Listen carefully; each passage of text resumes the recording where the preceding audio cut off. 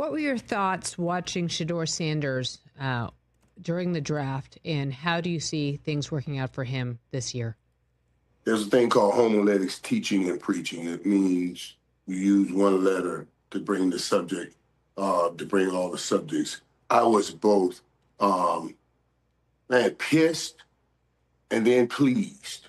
You know what I'm saying? Because I know how hard he pursued that dream. You know, how hard he talked about wanting to be drafted higher than his dad. It was one of the things that made him work.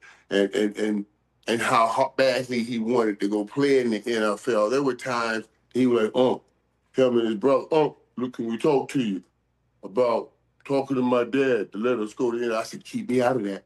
Keep me out of that. Better do you. You know, something. Don't put me in that. Don't put me, you know. So we would laugh about that. But so to see him punish him like that and go through what he went through, that was painful for me. Honestly, Susan, think about this. And we talked about this on our show, and I said, I don't know if it's some conspiracy, but I can say it this way. I have never seen anyone that has had his kind of success in college put up the kind of numbers that he put up in college and drop to the 5th round. You want to tell me he's not a first rounder? You know, that's a thin line. I absolutely believe he's a first rounder. And here's the thing you heard people say. Oh, well, you know, he doesn't have the strongest arm, and he doesn't run real fast. Eli Manning doesn't have the strongest arm, and he doesn't run real fast. And he was the first pick in the draft. In the GOAT of all GOATs, God knows he doesn't have the strongest arm, and God really knows he can't run at all. You know what I'm saying? That's Tom Brady. So what we need to learn is, physical capabilities are important, but your ability to play it in big moments and in big time games and make those big plays are the most important thing. And that's playing football shoulders up. And that's what I saw in Shedeur all the years of watching. And now he'll get a chance to do. I thought he'll have a different approach coming into the NFL, because everywhere he's gone, he had to work his way up from the bottom. All they did by doing this, even though it was painful to watch him drop, I was pleased with how he handled it. They gave him that same start again. He'll start from the bottom and climb his way up, and he'll make it work. I can't wait. What if he wins the starting job this year?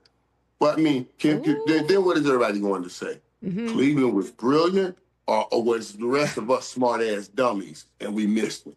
Yeah, because he basically has had a great minicamp. In early May, he was out there competing, and we all know that it's Joe Flacco, Kenny Pickett, Dylan Gabriel, and himself as Deshaun Watson rehabs. But even so, you're absolutely right. I mean, is this another one, like Colleen, you can jump in if you want, but like, I think it's just an interesting question. Will they look brilliant, or will they just look lucky? Yes, will Cleveland look brilliant? I think that is something that could actually happen. No one has ever said that, ever, in the history. Can we get you to play the win-loss game, the Cowboys win-loss game? Can we go through the season? We'll just a quick one?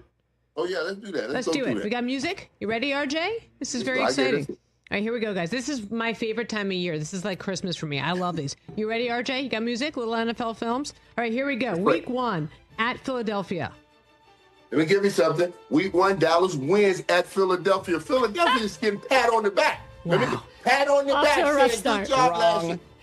Good job last year. Good job last year. Get pat on the back. And Dallas, with a new head coach, focuses in, new players. They get down to the little the little things, knocking them down, and they win that game. That's going to be the opener Thursday night. That's going to send everybody crazy. Fantastic. Week 2, Giants visiting. Come on, come on. You know. Yeah, all right. We know that. Okay. Week 3 at Chicago. That's going to be a very good game, because Ben Johnson's going to try to put in a lot of things. But they also win because it's early on. I would worry about that game later on as Caleb Williams and Ben Johnson gets more of a relationship. But Dallas wins earlier. Week 4, Green Bay at home. The game's in Dallas? Mm-hmm. That'll be their first loss. Ooh. Week 5. Week 5 that'd at be first loss for Green Bay. Okay. Yeah, Green Bay. Okay. Week 5 at the Jets. Loss, right? Oh, come on, man. Come on. Yeah. I mean, that's a win. That's a win. What do you think? Is that a win? Yeah, that'd be the Jets. Just to feel, they'll beat the Jets. They'll beat the Jets. Okay. Week 6 at Carolina. They'll beat Carolina. Week 7, Washington. Ooh, That's a good one. Careful, That's careful. a great one. Is Trap that game. game in Washington or in Dallas? No, it says that's in Dallas. Oh, we'll win that game in Dallas. Ooh. All The right. Christmas All right. game, I'm worried about. They're coming back at Christmas. Yeah. Week 8 at Denver.